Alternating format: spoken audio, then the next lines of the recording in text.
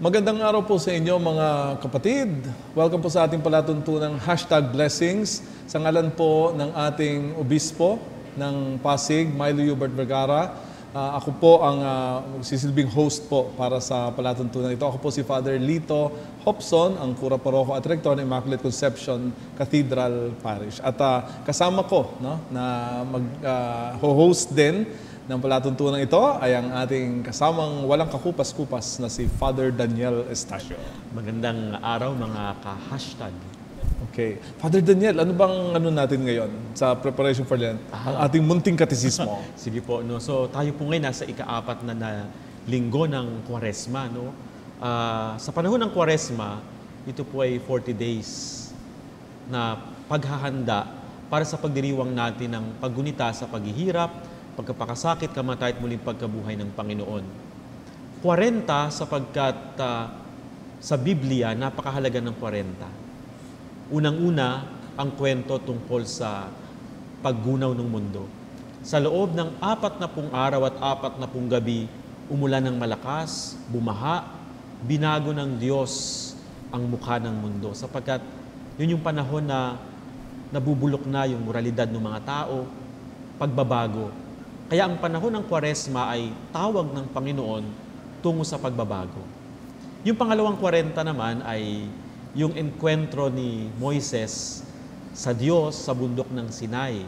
For 40 days at 40 nights, nandoon siya kausap ang Panginoon. Ibig sabihin, ganun din sa panahon ng Kwaresma, tinatawagan tayo ng Panginoon to have our personal encounter with Him through our prayer. At yung pangatlo na sa Bagong Tipan naman, si Jesus 40 days at 40 nights nag-fasting sa disyerto. During that time, hindi nawala yung ugnayan niya sa Amang nasa langit. No? Connection niya sa Amang nasa langit. Gayun din ang panahon ng Kwaresma, tinatawagan tayo ng Panginoon to establish and to deepen our connection sa Panginoong Diyos, sa ating Amang nasa langit. Kaya ito yung mga tawag sa atin din ngayong panahon ng Kwaresma. Okay, thank you Father for the munting katisismo. No? Pakilala mo na yung ating mga guests. Sige, Father, mapalad muli tayo ngayong araw sapagkat dalawa na naman po na kabataan ng ating diocese ang kapiling natin ngayon. Isa pong nagmula sa San Guillermo Parish, walang iba kundi si Patty Perpeña, at nagmula naman sa St. Anne Shrine sa Taguig, si Earl John Dumagat. Okay.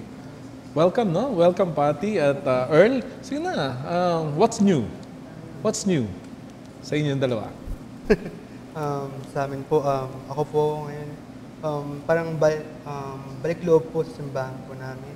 So kababalik ko lang po ng 2016 kasi po, naging busy po ako sa college ko po. So nung pagbalik ko po, parang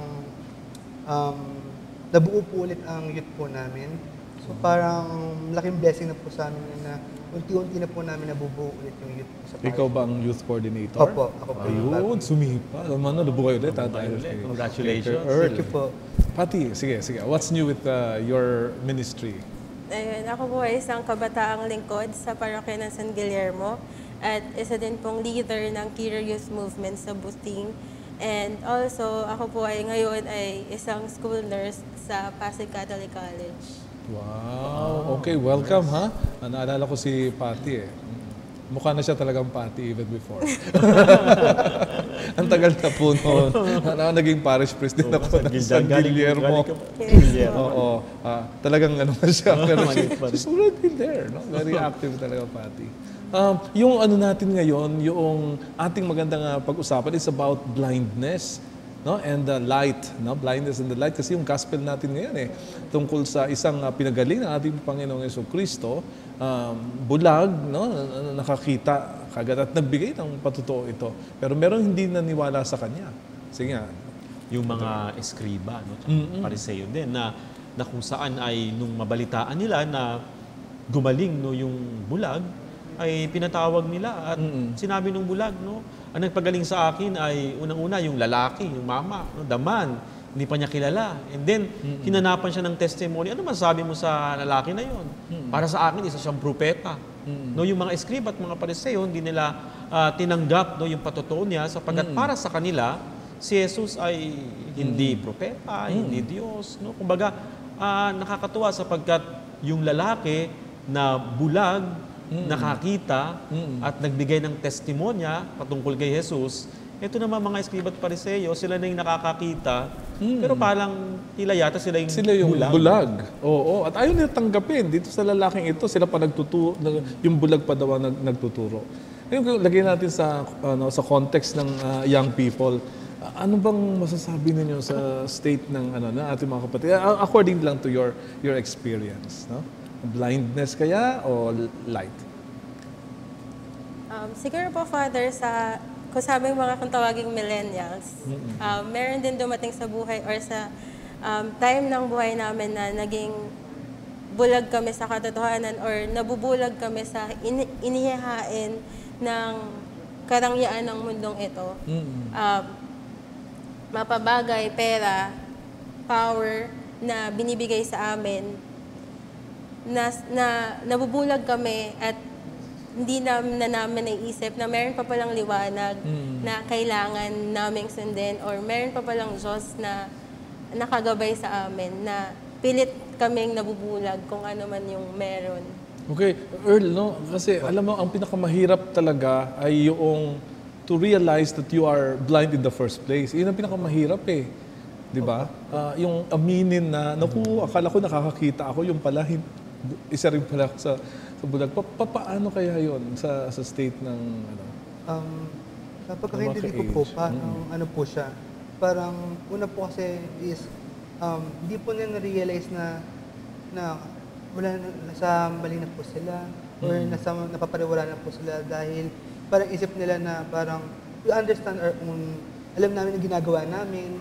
So parang wala po nakakapag-realize sa kanila na dapat ganito po ang gawin nyo. Kumbaga, kailangan po nila ng gabay or ng liwanag nga po para po alam nila kung saan patungo yung dapat na patunguan na isang tamang Katoliko. I don't think this is yung millennial lang eh. Maski sa time namin, sabi nga baby boomers o kaya generation X, Y, pareho rin eh. Meron time na nagre-rebel kami sa parents, no? Tapos nangyari rin sa akin yan, nagre-rebel ako sa sarili kong parent, pero nakita ko, nung matapos akong sumigaw, ganyan, tapos nakita ko hindi pa rin nagsalita yung mother ko, ang sakit sa dibdib. No? Yun yung first and last time na ginawa ko yon. Akala ko ako yung magaling, hindi pala. Nakakahiya yung ginawa ko. Nung humingi talaga ako ng sorry sa nanay ko. Tapos from then, hindi ko na talaga inulit.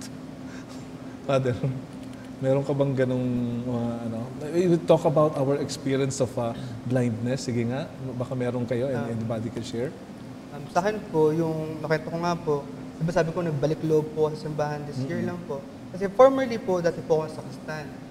Active nga po ako doon, pero eventually parang naging routinary na lang po. Parang nagkaroon na po ng spiritual dryness po na parang nanap ko na lang na parang wala na po akong napupuntahan. Kumbaga wala na po akong enlightenment. So parang I won't draw anymore. So umalis po muna ako.